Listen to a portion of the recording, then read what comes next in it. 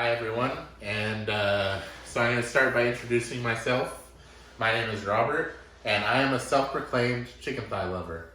So, I'm just the type of guy, I like to have a good time outside with a little bit of chicken thighs and a cold beer on a Friday night. So, I'm sure a lot of you have heard of Masterclass by now. It's like a subscription service that teaches you basically anything you want to learn by like the best experts and celebrities in the world. And it's pretty cool, and I was kind of inspired by that. But so since you heard of that, welcome to my amateur class. So the scope of this course is not intended for experienced grillers or barbecues. If you know what you're doing, you don't really need to watch this, unless you're kind of bored and you want to, because not much else to do during this quarantine. So this is for people who want to taste the glory. They like see people barbecuing and they're like, I want to do that one day. Maybe someday I'll be like him. And that's what we're here for. So if you want to learn some of the basics and tips on starting barbecuing chicken, particularly chicken thighs with this lesson, for the first time, welcome to Grilling Chicken Thighs 101. So you might ask me, Robert, why chicken thighs? Well, here's my basic answer. So chicken thighs are one of the juiciest and most flavorful cuts that you can barbecue on the grill. So like chicken breast is really hard to do without drying it out. And then chicken wings come out pretty good too, and I've done those, and chicken drumsticks. But chicken thighs are like a basic, like good place to start if you're a beginner. So let's jump into the first lesson, which is seasoning and related tips to that. Okay, welcome to chapter 1, seasoning. Okay, so there's a lot of things you can do with seasoning, but my main idea here is seasoning is the reasoning of why your barbecue tastes so good. So there's a lot of things you can do with seasoning. You can go with pre-made seasonings, which I have here. This isn't really for chicken, but it's just an example. So like basically you can like start with pre-made seasonings and then make your own seasoning mix to find out like what you like the best. But I feel like pre-made seasonings do a good job, and you don't have to reinvent the wheel here to like make your food taste good. They already made something that is perfect with what you're gonna eat. Okay, so there's a couple different seasonings that I really like. One of them is from Costco. It's the Kirkland sweet mesquite seasoning. It goes really good on tri-tip in my opinion, but I've used it for chicken too for like a barbecue flavor, and it's pretty good. This is good for carne asada, but I don't use that often. It's well if I'm making steak or whatever, but and then this is my all-time favorite that the people go nuts over. I'm telling you, Don Sazon, or as the people in Las Vegas say, Don Sazon. Their fajita seasoning is the best. So I basically like to use a mix of this and a little bit of mustard to wet its whistle, basically. So I'll do a thin layer of mustard on the chicken thighs, and then I'll sprinkle like a thin layer of seasoning all over the chicken to make it taste good. So when you're looking for these, like I think what makes barbecue taste really good, besides the mix of seasonings that you put into it, is salt. I've heard that somewhere, and I think it really is true. And the number one ingredient in this seasoning mix is salt. So given that, I've experimented. Like one time I was making burgers, and I had a like Lowry seasoned salt, and I used it as more of a seasoning, and I forgot that it's really a salt by definition. So like I poured that shit all over the burger, and it was disgusting. It was salty as fuck. So just be aware that you can over salt, but also try not to under salt. You'll have to get that right. It takes a while. But okay, so let's move on to the chicken thighs, and today we're using boneless, skinless chicken thighs, and I'll tell you how I season them. Okay. So a method that I really like is the foil method. I mean, it's not really a method, I just made that up, but that's what I do. I basically get a long piece of foil, lay it out, because the good thing is you can season over it, just sprinkle over it, and then just throw it away when you're done, and then just wipe the counters after with some cleaner. Okay, let me wash my hands real quick and we'll get into this chicken. Okay. So the key here is we're gonna use one hand as the dirty raw chicken hand. That's what you use to flip the chicken, move the chicken around. And the other hand is your seasoning hand, so you're not contaminating your seasonings. It's a little tip I learned actually from the master class on barbecuing, which is really cool. But let's open this. Okay, so we'll lay out our chicken thighs. Doesn't really matter what side you start with, as long as you get both sides eventually. I'll just lay these out. Okay, so now we can throw away this trash. We don't really need it. I mean, sometimes I'll use it to place the chicken in while I carry it to the outside, but here's my dirty chicken hand, don't mind me. Oh, 1 second. I forgot my brush. Okay, so I'm basically gonna use this to evenly distribute the mustard a little bit. So we'll place it here. The mustard, gotta activate it first. Okay, heat up. Okay, we'll just sprinkle a little bit on each one. Ooh, a little gassy. Sprinkle, ooh. I'm running out of mustard here. Okay, then you just kind of brush on the mustard. Just a thin layer is fine. You don't need to like try to make it even, but it doesn't have to be like a thick ass coating of mustard. Yeah. Okay, so now you can see we got our chickens all mustered up, all beautiful. I'm gonna grab my favorite seasoning, the Don Sazin fajitas, and then we are going to sprinkle. Okay, so what you want to do here is you want to try to get just sprinkle like an even layer, go back and forth till you get to each end of the chicken. Pretty simple, pretty basic seasoning technique. But you just want an even like thin layer across the chicken. If you put like multiple layers, like a thick layer of seasoning, it's gonna be too salty and it'll be like too much to eat. I mean, so then you use your raw chicken hand and go ahead and flip these bad boys over. Like so.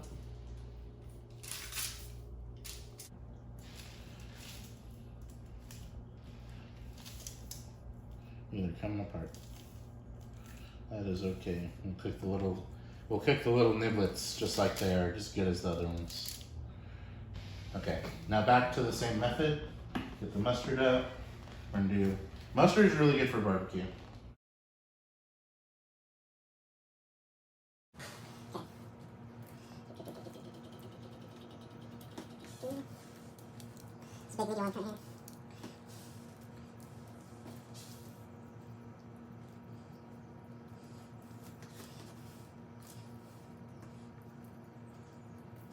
Okay, then we'll try to get our thin, even layer of coating across them.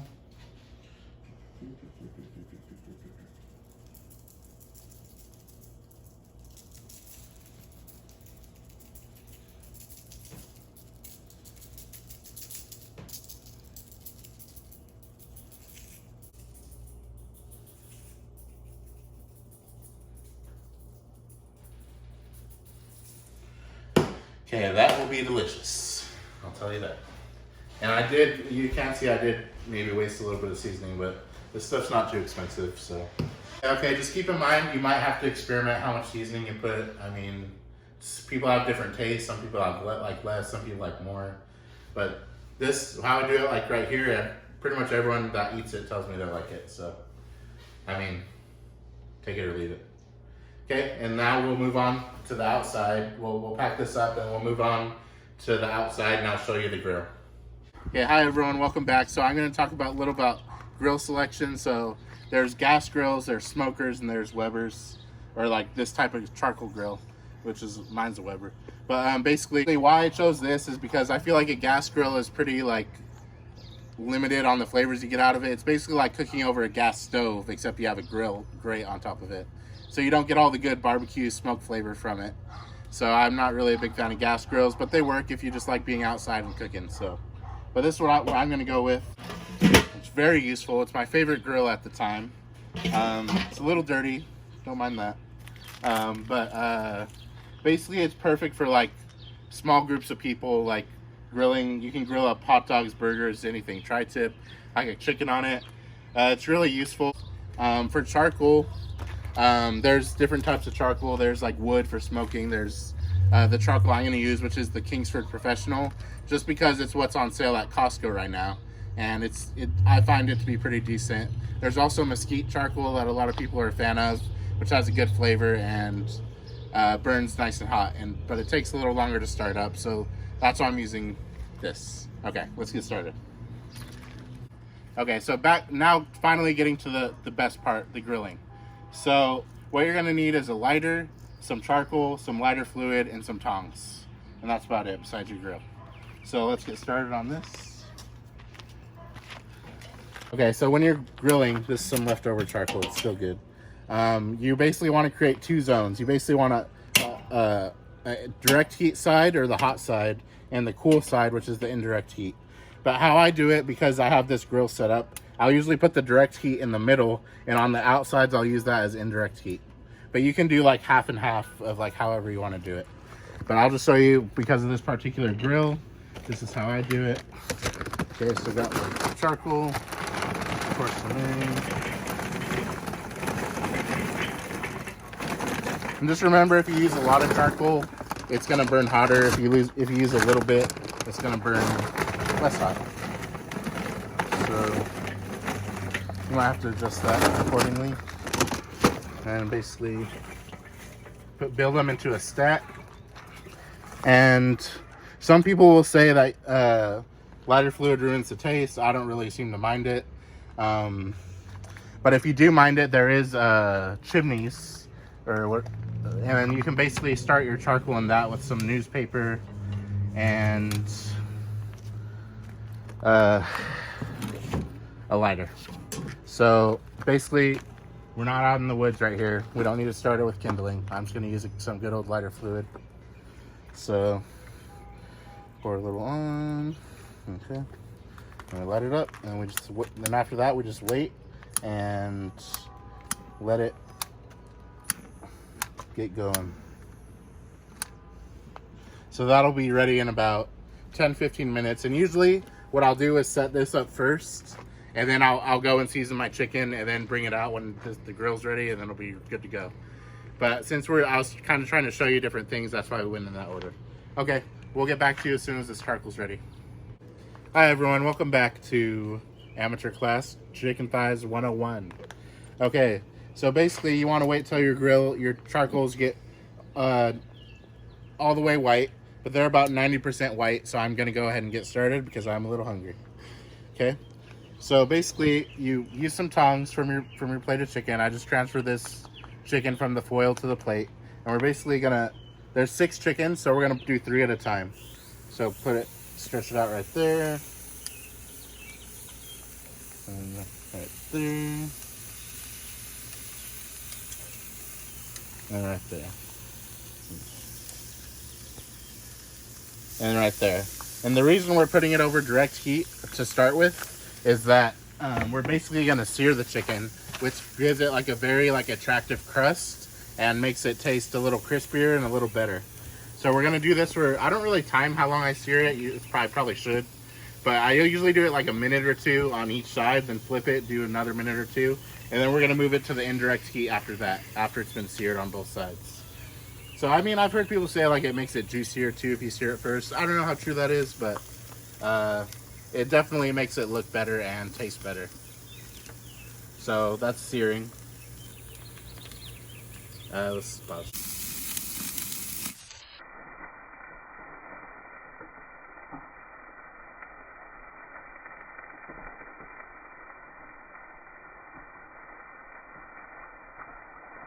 I'm gonna go ahead and flip them over.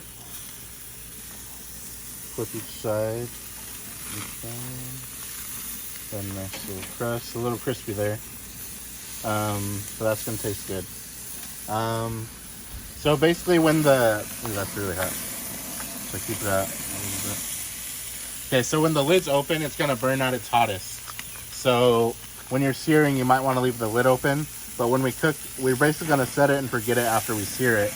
And then that's when we're gonna cook with the lid closed, which is basically like creating an oven, except that you have all the smoke flavor from the barbecue, which makes it taste a lot better than the oven, in my opinion. And it's also, you're out here, great outdoors, you're drinking beer, you're talking with all the friends that you have all around, And yeah, you know, great times.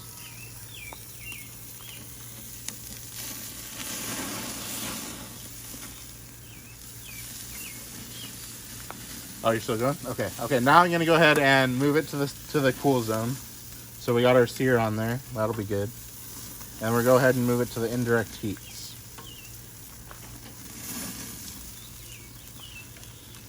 Got our nice little crispies on there.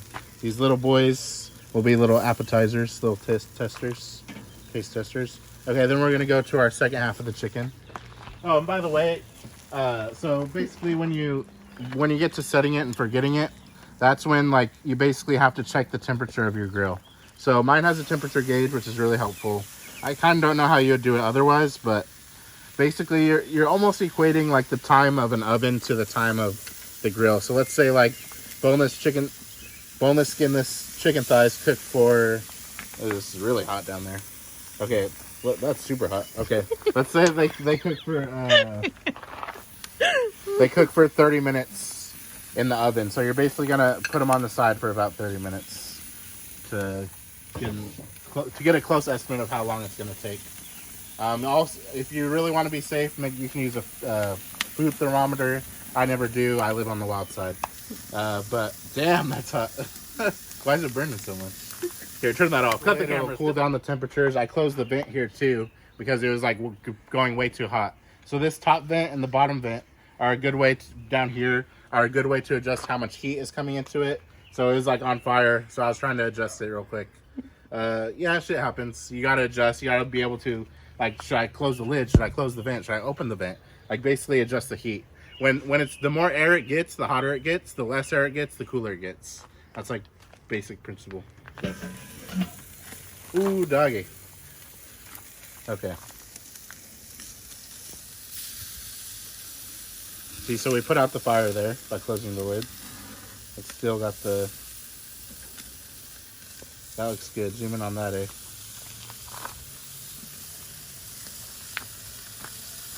Some delicious chickalicious. Okay. So basically, I'll see what my grill temperature is after we're done searing the reverse side, and then we'll go ahead and set it and forget it. Leave it alone. Maybe flip it once halfway in between, whatever you want to do. Okay, thank you guys. So we got all our chicken to the side, and the cooler zone is really hot right now. I think I put a little more charcoal than usual, and it's burning off the sides. But I will close the lid to cool that down and calm it down. And then I got the vent like partially opened. Down here, it is all the way open. So we're gonna close it a little bit. Oops, I blocked it with my finger. We close it a little bit. It was on the right, all the way open. So we're gonna try to cool off the flames right here. Let's see what the temperature is at. It is at about 300. So we want it a little hotter. So I'll go ahead and open that. Okay, let's see if it gets up to temperature now. Okay, see, it's already moving up. It's about 350. Let's see if it stays there. We'll wait a second.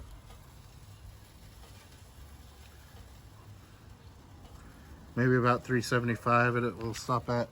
Okay, but we basically want to equate this to oven times, more or less, like más o menos, like it's going to be close. But just make sure you always check your chicken before eating it, and I will show you next the finished product. Okay, so we're about 10 minutes in, probably halfway of the cooking process, maybe a little less. It's been sitting at about between 350 and 400. Let's see how it looks so far. Try about the heat. It's looking pretty good. Okay, so here's basically the finished product of the chicken thighs. I took them off after about 30 minutes. Starting the 30 minutes when after I seared them. And chicken thighs are pretty forgiving, and it's always better to overcook than to undercook.